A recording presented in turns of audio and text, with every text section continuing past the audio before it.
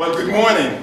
Good morning. Okay, I know it's morning, I know it's early, but you can behave like you have some life. Is this your first class this morning?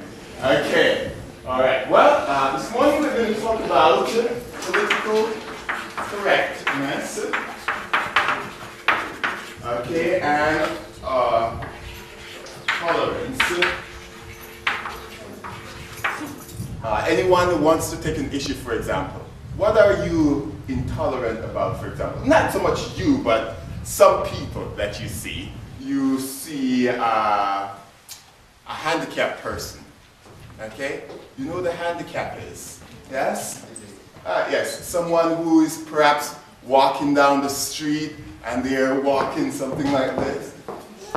Yes, you know, and some people will, for example, laugh at them. Some people will giggle and talk, and some people will trip them. Have you ever seen that? I've seen stuff like that. My little friend here is laughing. Perhaps he has done something like that. Hopefully not. Okay, but so why are people intolerant? For example, the reason why some people, let's go back to people that are handicapped or disabled, the reason why people behave in such way is because their knowledge, the information that they have in their head about these type of people are incorrect. Some people, they don't have any attachment to these people. They don't have any emotions towards these people. They probably don't know anyone that is handicapped or disabled, and so they have no attachment to them. But if you have a friend, now all of a sudden all that changes. Or if you have a brother or a sister, all of a sudden that changes. The moment you see someone start to treat someone that is handicapped or that is disabled, you become passionate and you become enraged. You're emotional about the experience. Why do we need tolerance and political correctness? Why do we need? Okay. All right. He says it. Okay. Okay. Why? So we need peace. What else we need?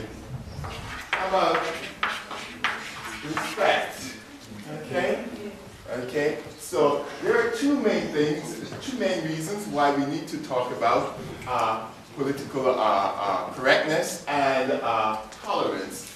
It's because if we take into consideration these two things, we can achieve two great things, okay? Which is peace, respect, and also respect has to do with other people, okay? But also there is one other thing that tolerance and political correctness achieves, and that is called, it's not too different from the first one, but it's called self-respect, okay?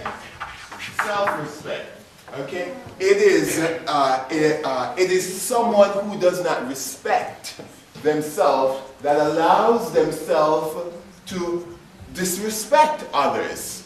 So I can tell people that are intolerant or does not take into consideration how they speak to someone, I can tell immediately that they don't respect themselves. Of life, the dome of life of the south, of the southern states. So be ready to answer Jana's questions afterwards, okay? After watching the film. First of all, I'd like to notice that, in fact, there are some inaccuracies in the film, because you've just seen that the life here is so cute, so peaceful, and Scarlett's dress is so great and beautiful. In fact, during the film, Scarlett is wearing superb dresses, and they are always great, and so it seems that they cost just $1 million. And in fact, in reality, not all the Southerners lived so rich, and not everything was not everything was okay, because there were just several rich gentlemen that who had big lands and big houses, and who had enough money to afford such dresses as Scarlett has. And there were also many usual farmers who had just a usual house and several slaves.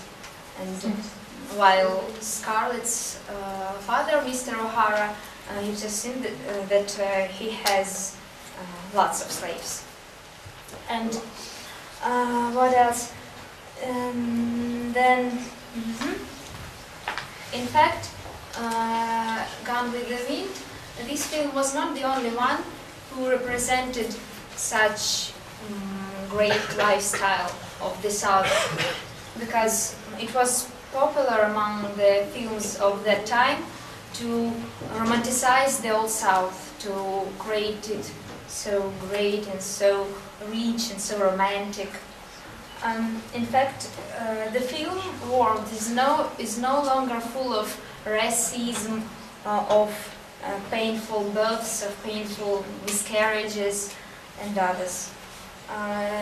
Instead of that, the world in this film represent so just a safe and cozy world inhabited by righteous and gorgeous people.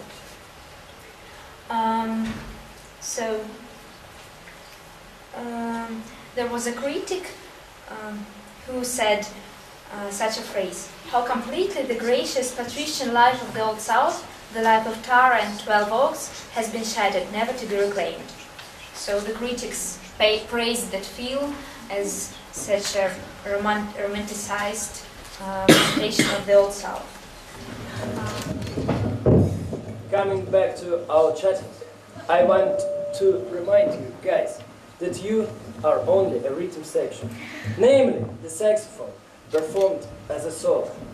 It adds color, varieties of music nuances, and powerful energy to jazz. Do you really think you're able to play the stunning improvisations like Charlie Parker, Phil Woods used to do on your instruments only?